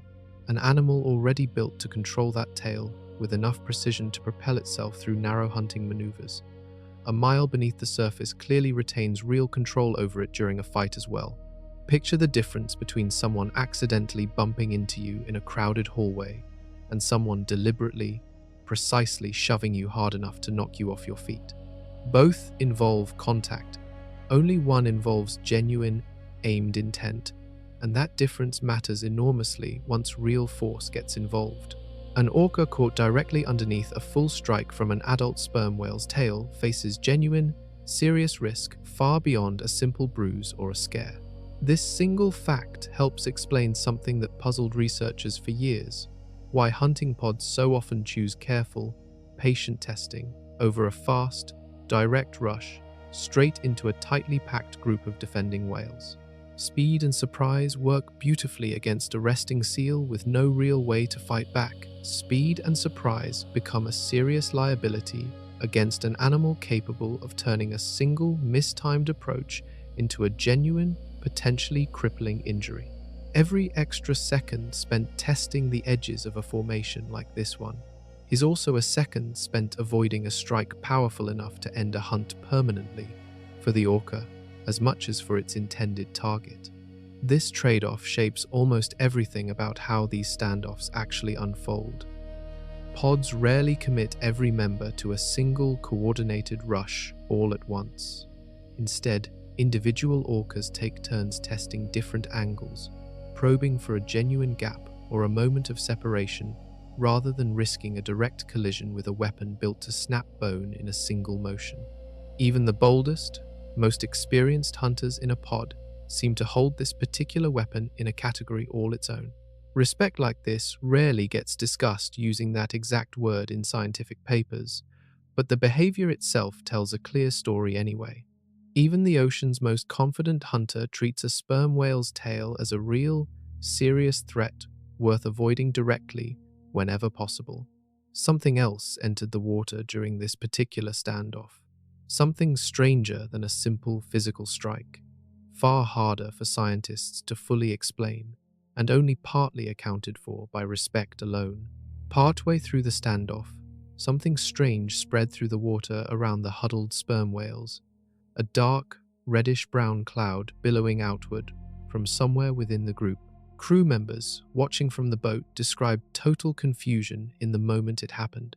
The water, already churned white from tail strikes and fast movement, suddenly darkened across a wide stretch around the whales, thick enough in places to briefly hide entire shapes from view at the surface. Someone on deck reportedly assumed at first that a whale had been badly injured, only to watch the group keep striking and defending itself with just as much strength as before.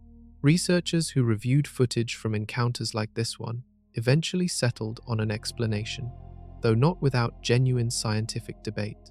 Sperm whales under extreme stress sometimes release a large volume of waste directly into the surrounding water, creating exactly this kind of dense, spreading cloud. It sounds like an unglamorous explanation for such a dramatic moment, but the timing and scale of these releases during confrontations with orcas has caught real scientific attention, prompting several separate research groups to look into the behavior more closely. Several researchers who have studied this behavior closely increasingly describe it as more than a simple, involuntary reaction to fear. The volume and spread observed during documented encounters looks deliberate enough that some scientists believe it serves a genuine defensive purpose, rather than functioning as a random side effect of extreme stress. Picture how murky a swimming pool would look if a large volume of dark liquid suddenly spread through it. Vision that was already difficult in deep, dim water becomes nearly impossible across the immediate area, right at the exact moment attacking orcas most need clear visual and positional information to coordinate an effective strike. Scientists studying this behavior have proposed a specific theory built around exactly that kind of disruption, one that reaches back toward an entirely different animal for comparison, an animal already famous throughout the ocean for using a very similar trick when facing serious danger. Before exploring that comparison fully, it helps to understand exactly how disruptive a cloud like this one could genuinely be during a fast, chaotic confrontation, already relying heavily on precise positioning and careful timing. Orcas, coordinating an attack on a tightly packed group, need to track exactly where each whale sits relative to every other whale, exactly where gaps might be opening up, and exactly where the most vulnerable target inside that group currently happens to be. A sudden, spreading cloud disrupts every part of that calculation at once. Positions become harder to track, gaps become harder to spot with confidence. An orca that spent minutes carefully testing a formation for weakness suddenly has to work with far less reliable information than it had just moments earlier. Right at the exact moment, reliable information matters most. Whether this effect happens on purpose or simply as an unplanned side effect of extreme stress remains a genuine, ongoing question among researchers studying this exact behavior. What nobody disputes is the timing. This cloud appears again and again, specifically during confrontations with orcas, rarely showing up during calmer, less threatening moments in a sperm whale's daily life. Consider the timing carefully, and a strange defensive strategy starts looking less like an accident and more like a genuine, evolved response to real, life-threatening danger. Researchers studying this behavior point toward one specific pattern worth taking seriously. This kind of cloud rarely shows up during ordinary hunting dives, ordinary social gatherings, or ordinary encounters with harmless passing boats. It shows up specifically and repeatedly during high-stress confrontations with orcas, exactly the moments when a burst of confusion in the water would offer the most genuine, practical advantage.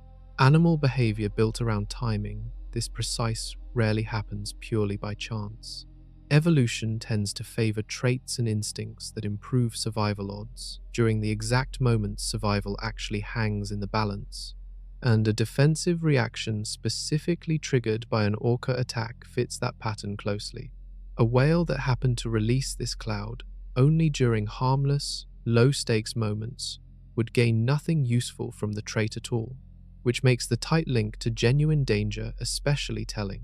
One leading theory suggests this reaction works less like a conscious, planned decision and more like a built-in instinct, similar to how a person might instinctively flinch or cover their face the instant something flies toward them, without any real time to think it through first.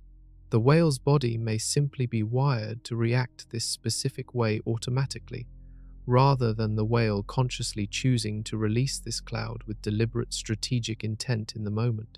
That wiring likely traces back to countless generations of ancestors who happened to survive slightly more often when this particular response kicked in during an attack. Scientists studying similar defensive reactions across the animal kingdom describe this pattern showing up constantly. Plenty of animal behaviors that look deliberate and clever from the outside actually work as automatic, built-in responses rather than genuine, in-the-moment problem-solving. The advantage still holds up either way, whether triggered by conscious choice or ancient instinct. A cloud spreading through the water at exactly the wrong moment for an attacking orca still creates real, practical confusion. Try picturing a smoke bomb used in an action movie. Thrown almost as pure reflex, the instant real danger becomes unavoidable, rather than through careful planning in the middle of a fight. The smoke still works exactly the same either way, buying precious seconds of confusion for whoever released it, regardless of how much conscious thought actually went into that specific decision in the moment. This defensive strategy fits neatly alongside everything else this story has already covered about sperm whales facing real danger. Fleeing rarely tops their list of realistic options. Standing their ground, striking back with a powerful tail, and now apparently disrupting their attackers' senses directly, all point toward the same underlying theme: an animal built far more toward active defense than passive escape. Researchers studying this exact defensive reaction eventually found themselves drawing comparisons to an entirely different creature, already famous throughout the ocean for a strikingly similar trick, one considerably smaller than a sperm whale, but sharing the exact same basic defensive instinct against a much larger, more dangerous predator. Somewhere else entirely in the ocean, a much smaller, much more famous animal already uses almost the exact same defensive trick against its own predators.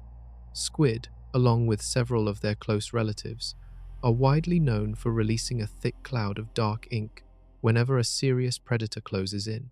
That ink cloud works exactly the way you might expect, clouding the water instantly, disrupting a predator's ability to track the squid's exact position and buying precious seconds for an escape that might otherwise prove impossible. Some squid can release several of these clouds in quick succession if the first burst fails to shake off a determined attacker. Scientists studying this behavior in squid describe it as one of the clearest, most well-understood defensive adaptations found anywhere in the ocean. The ink itself sometimes even forms into a rough, blob-shaped decoy, drawing a predator's attention toward the wrong target entirely, while the actual squid darts away in a completely different direction. Researchers studying the strange, spreading cloud released by threatened sperm whales increasingly describe it using remarkably similar language, an instinctive release of material into the surrounding water, triggered specifically by serious, immediate danger, creating confusion at exactly the moment confusion offers the most practical benefit. The comparison genuinely surprises people who first hear about it, mostly because of the sheer size difference between these two animals. A squid using this trick might stretch out roughly the length of your arm. A sperm whale, using what increasingly looks like a very similar underlying strategy, can weigh more than a school bus, packed completely full of passengers. Picture two completely different sized rooms using the exact same basic trick to escape an intruder. One, the size of a small closet, the other, the size of an entire gymnasium. The scale looks wildly different at first glance. The underlying strategy behind both reactions stays essentially the same: create confusion fast, and use that confusion to buy real, practical time. Evolution frequently lands on the exact same basic solution across wildly different animals, facing wildly different versions of a similar problem. Wings evolved independently in insects, birds, and bats. Eyes evolved independently across dozens of completely separate branches of the animal kingdom. A defensive cloud designed to create confusion under serious threat apparently evolved independently as well, showing up in animals as different in size and shape as a squid and a sperm whale, separated by millions of years of completely different evolutionary paths. This comparison does more than simply explain one strange, dramatic moment during a single standoff between these two species. It reframes the sperm whale itself, an animal already established throughout this story as massive, powerful, and armed with a genuinely dangerous tail, as something even more thoroughly, deliberately built for defense than most people realize at first. Tail strikes alone already made this animal a genuinely risky target for a hunting orcapod. A defensive cloud borrowed from the exact same evolutionary playbook used by one of the ocean's most famous escape artists adds an entirely different layer of difficulty on top of that risk, one that becomes even more effective once you understand exactly how sperm whales choose to position themselves. The instant real danger arrives. Beneath all the chaos of tail strikes and spreading cloud, the sperm whales in this standoff were doing something far more organized than it first appeared from the surface. Researchers who study these encounters closely have documented a specific defensive formation appearing again and again across completely different pods, completely different oceans, and completely different individual whales facing real, sustained threats from orcas. The whales arrange themselves into a tight circle, heads pointed inward toward the center, bodies packed close together like spokes gathered around a central hub. This formation earned a specific nickname among researchers studying it, sometimes called a rosette, sometimes described using the shape of a flower with its petals spread outward from a central point. Whatever name researchers use, the underlying structure stays remarkably consistent across every documented sighting: a tight, deliberate circle rather than a loose, panicked cluster of frightened animals. Building a formation like this under real pressure takes genuine coordination between multiple full-grown whales, each one adjusting position relative to every other whale nearby, all while orcas continue circling and testing the group from outside. Researchers describe this coordination as remarkable, given how little time these whales usually have to organize once a real attack actually begins, sometimes forming a recognizable circle within just a minute or two of the first sign of real danger. Picture a group of people forming a tight circle back to back during a sudden, chaotic situation, each person instinctively covering the direction they happen to be facing rather than leaving an obvious gap anywhere around the group. Nobody needs to call out detailed instructions for a formation like this to work reasonably well. The basic logic behind it works itself out almost automatically once everyone involved understands the underlying goal. Sperm whales forming this circle appear to follow a remarkably similar underlying logic. Position yourself so no single direction around the group offers an attacker an obviously easier angle than any other direction. Every whale contributes to covering the group as a whole, rather than each individual whale simply trying to protect only itself. This formation particularly matters because of something already established earlier in this story: the specific tail strike each sperm whale can deliver with real force and real precision.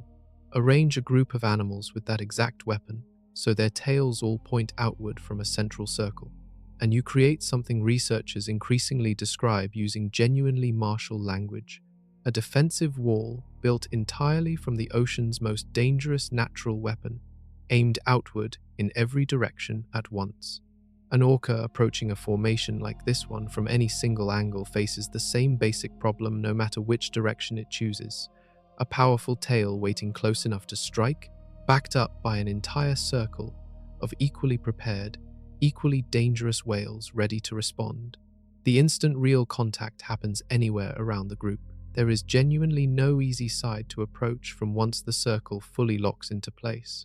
Understanding exactly how devastating a formation like this becomes once fully organized means looking specifically at what actually waits along its outer edge, and why researchers increasingly describe it using language usually reserved for deliberate, coordinated defense, rather than simple, instinctive panic. Look closely at a fully formed rosette from directly above, and the formation starts looking less like a random cluster of frightened animals and more like a deliberately engineered defensive structure.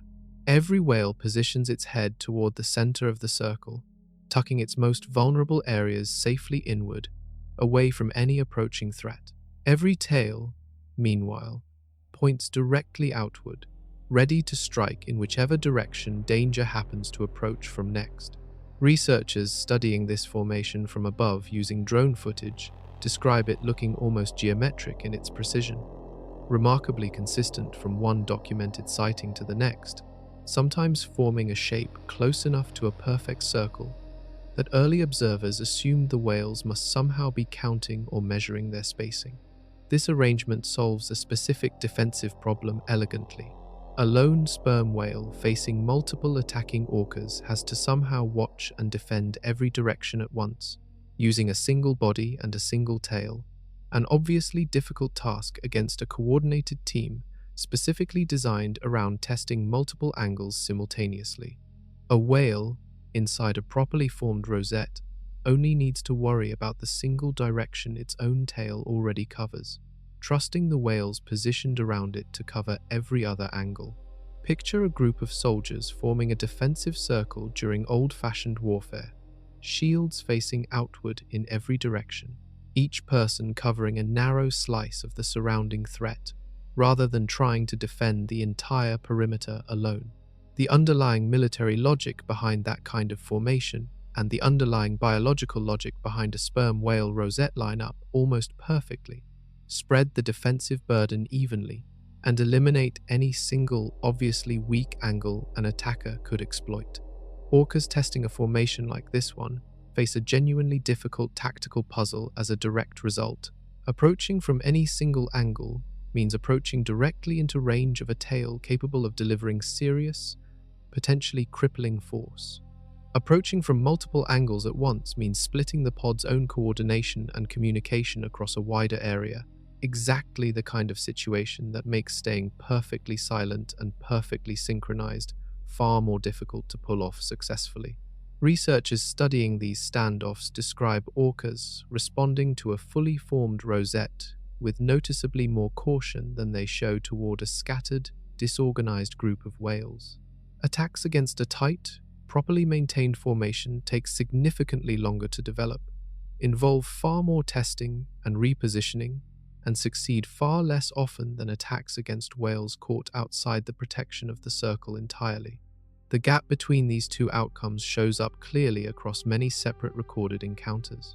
This single detail helps explain why the earlier chapters of this story spent so much time establishing exactly how dangerous a single sperm whale's tail genuinely is. Multiply that danger across an entire circle of tails, all pointed outward, all backed by whales willing to strike rather than flee, and the full scale of the challenge facing a hunting orca pod becomes genuinely clear. Something else waits at the very center of this formation too, though tucked safely behind every single one of those outward-facing tails, and understanding exactly what that center holds reveals the real reason sperm whales bother building a formation this elaborate in the first place. At the exact center of a fully formed rosette, tucked behind every single outward-facing tail, sits the real reason this entire formation exists in the first place. Researchers studying documented sightings of this formation describe a consistent pattern worth paying close attention to.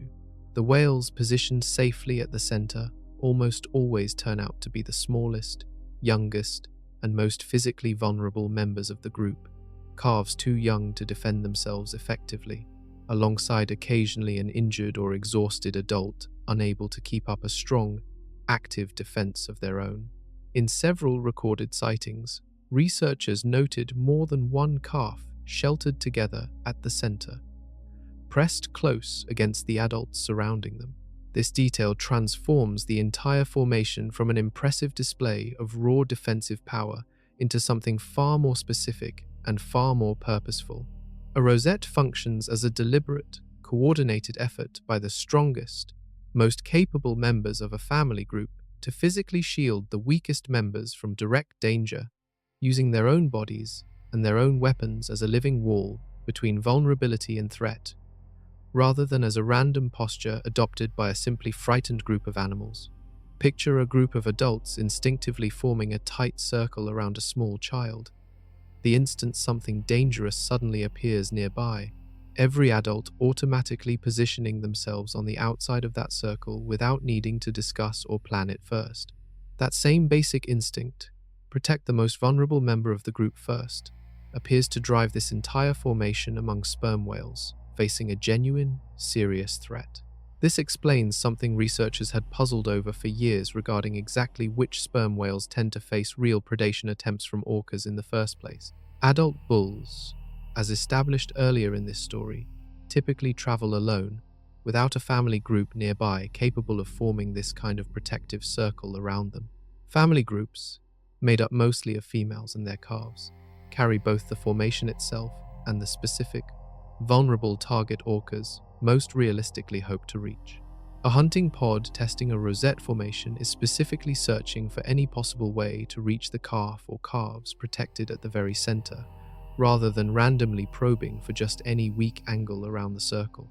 Reaching that calf represents the one realistic reward that could justify the very real risk involved in challenging an entire circle of adult tails in the first place, which is exactly why so much patience goes into the testing phase before any real commitment happens. This single fact reframes almost everything covered so far in this story.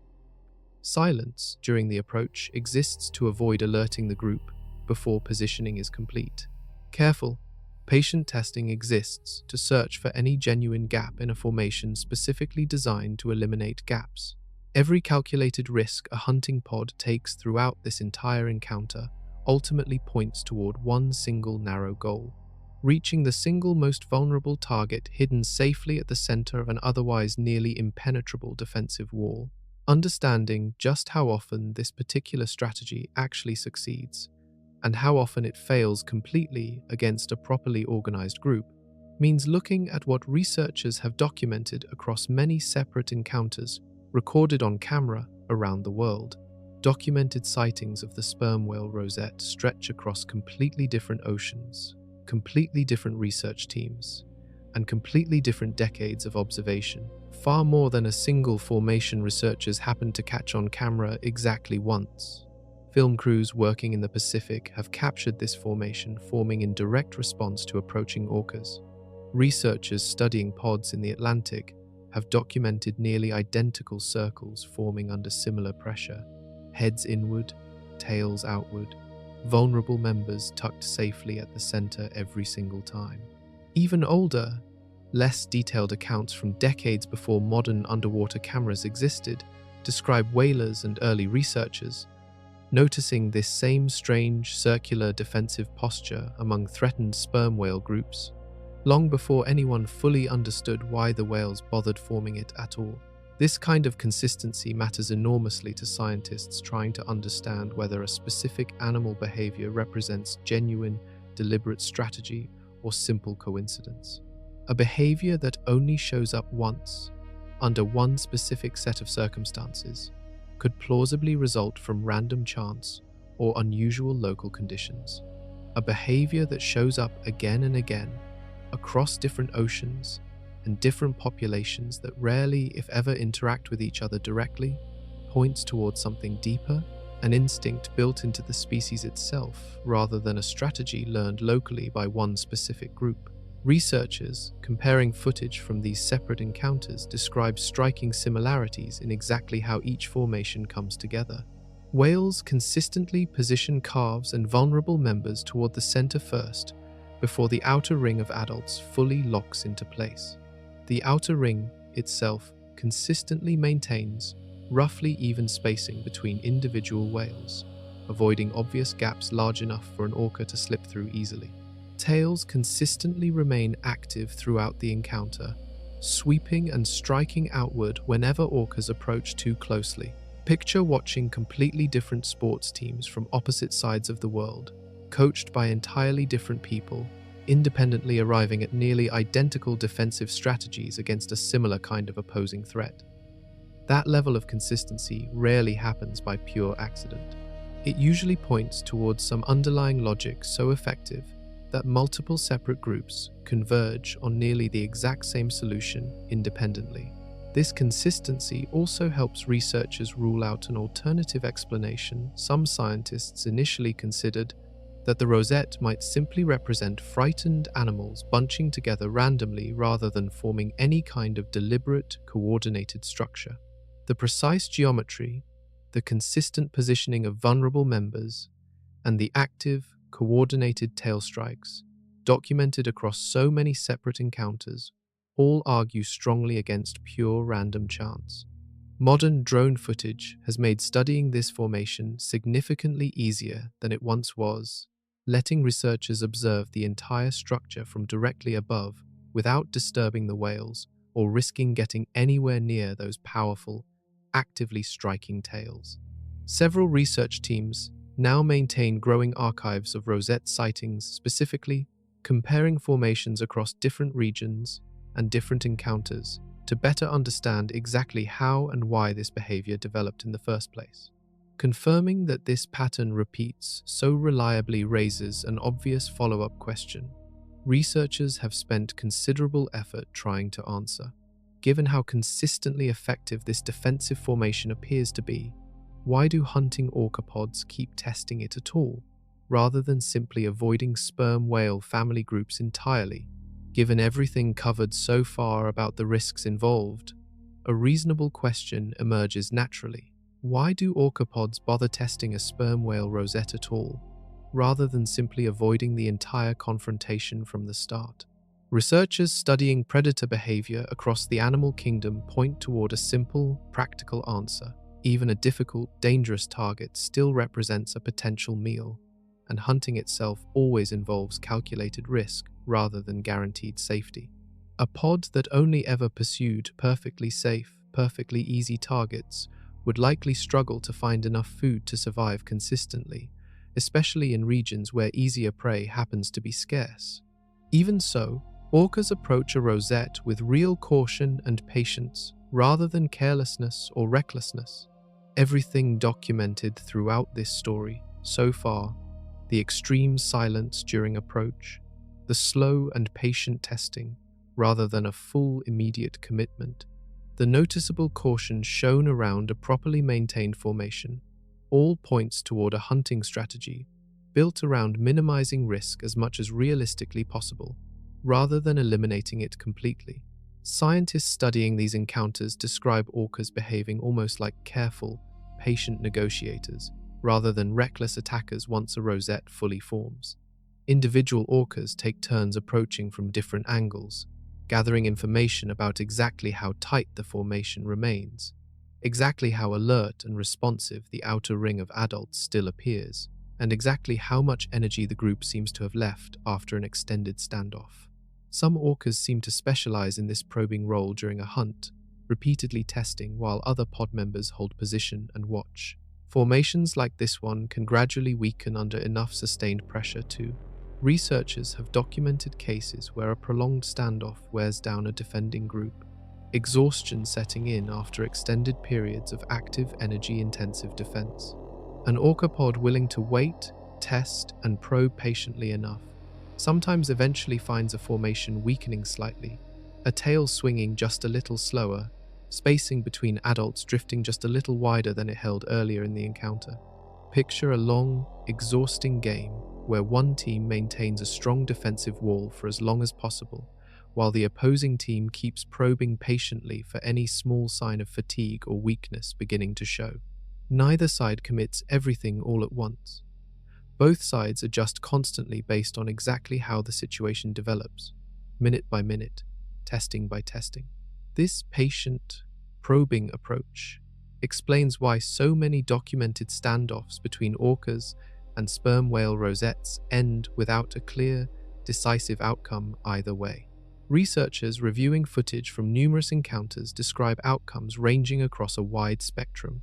Orcas eventually giving up entirely after extended, unsuccessful testing, orcas successfully separating and reaching a vulnerable calf after a prolonged siege, and everything realistically in between those two extremes. Even a failed hunt, from the orca's perspective, still teaches the pod something useful about how this particular group of whales tends to respond under pressure. Every single outcome ultimately traces back to the same fundamental balance this entire story has built toward. Raw risk weighed carefully against potential reward, played out through patient testing rather than reckless, all-or-nothing commitment. Understanding this balance fully means stepping back briefly from sperm whales specifically toward a completely different deep ocean animal facing a remarkably similar underlying challenge. Some deep-diving animals facing orca predation respond in a completely different way from the sperm whale rosette. Somewhere else, in the same deep, dark ocean, an entirely different kind of whale developed a completely different survival strategy instead. Beaked whales rank among the least understood large animals on the entire planet, spending the overwhelming majority of their lives far below the surface, diving deeper and staying underwater longer than almost any other marine mammal alive today. Researchers studying these animals often go years without a single confirmed sighting, despite dedicated, well-funded search efforts across their known range. Some species within this group were only formally identified through genetic testing of stranded remains, since so few living individuals have ever been observed clearly enough to study in person. Growing evidence increasingly suggests this extreme secrecy comes from genuinely extreme caution, specifically shaped by predation risk from orcas, rather than simple bad luck on the part of researchers, shaping nearly every part of how these animals live their daily lives far below the surface. Where sperm whales facing a serious threat sometimes choose to stand their ground, strike back, and organize into a defensive formation, beaked whales appear to have evolved in almost the completely opposite direction, avoid detection so thoroughly in the first place that a direct confrontation rarely even becomes necessary.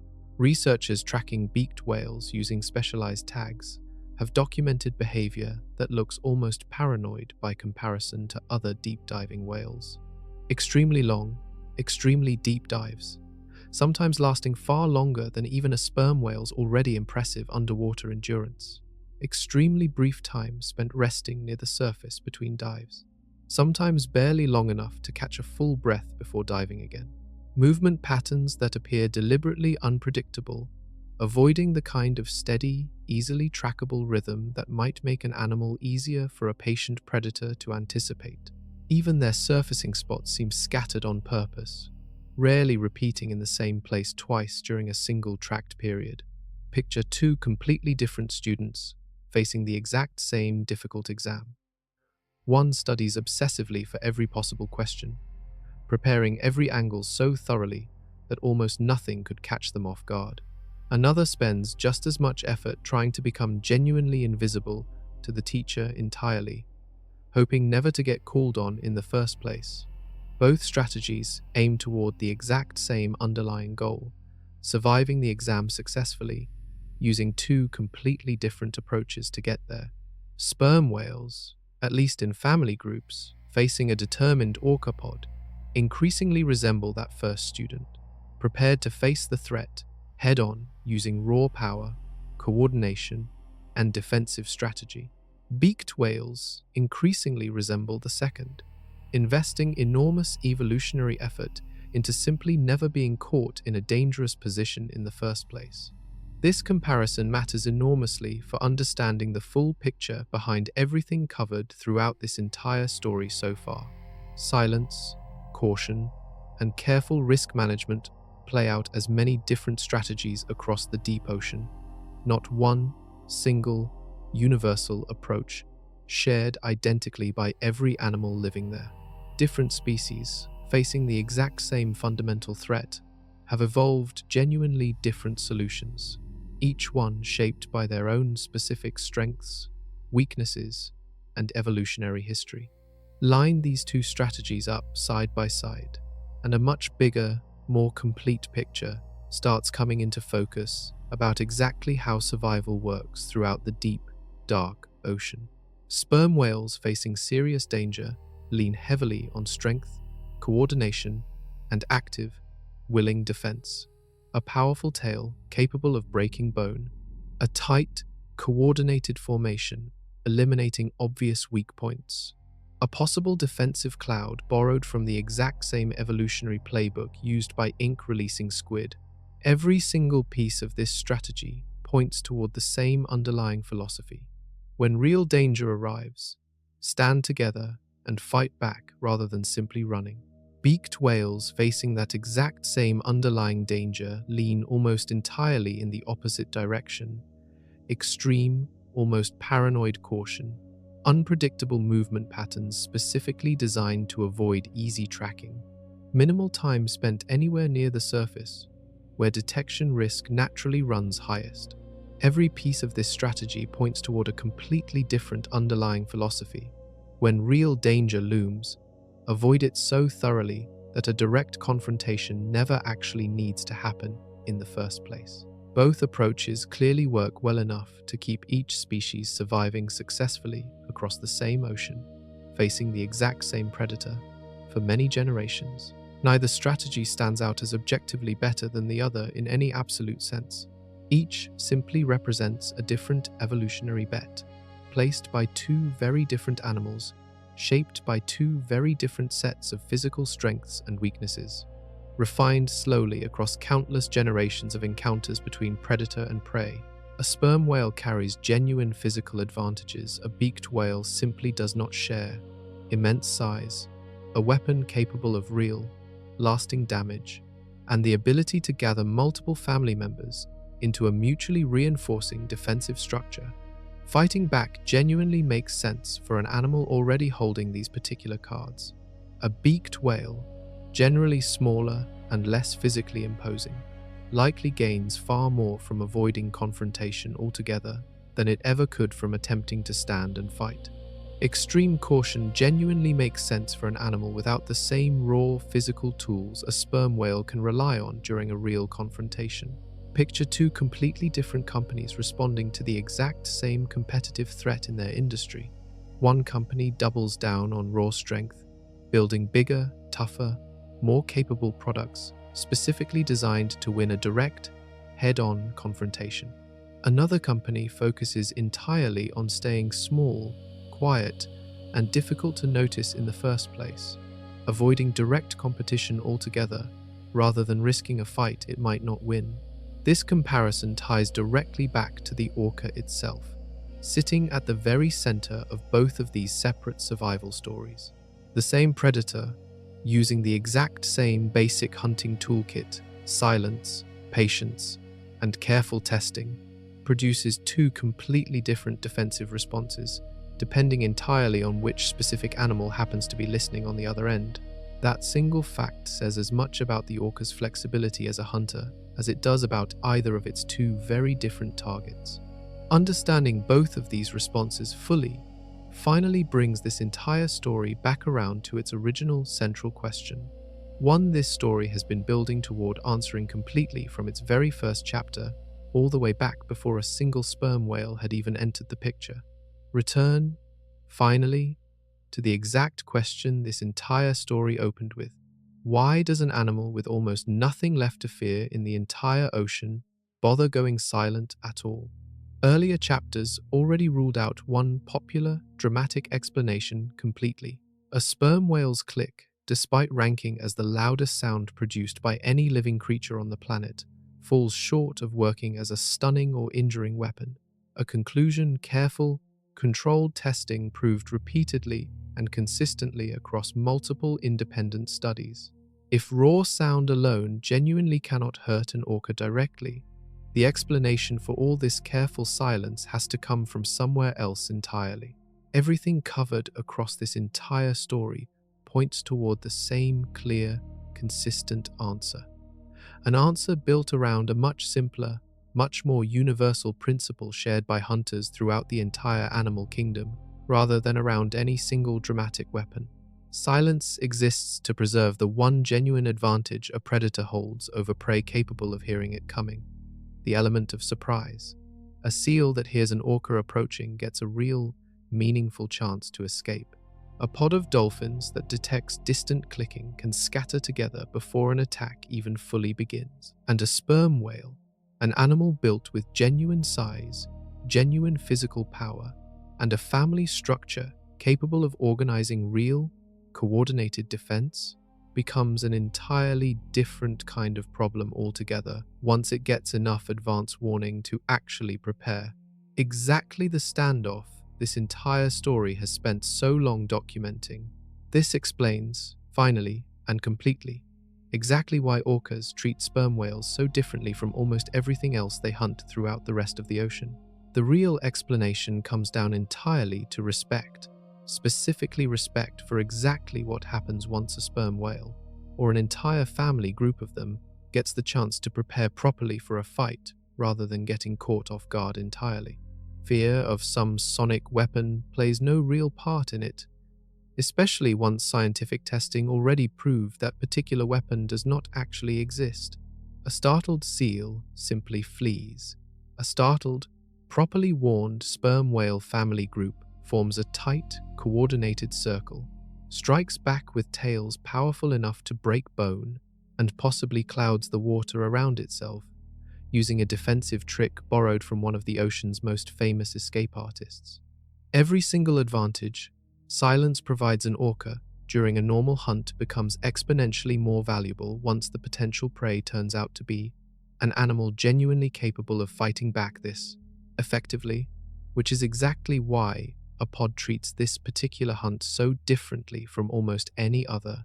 Picture the difference between sneaking up on someone completely unprepared and instead announcing your presence loudly to someone who happens to be standing there already, holding a genuine, serious weapon of their own. The entire calculation around whether to stay quiet changes dramatically. The instant, real, meaningful consequences enter the picture on both sides.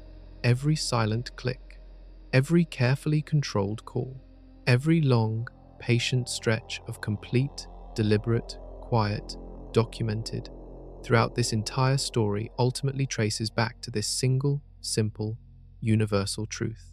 Even the ocean's most capable hunter respects genuine strength wherever it finds it and adjusts its entire strategy accordingly, the instant that strength shows up nearby.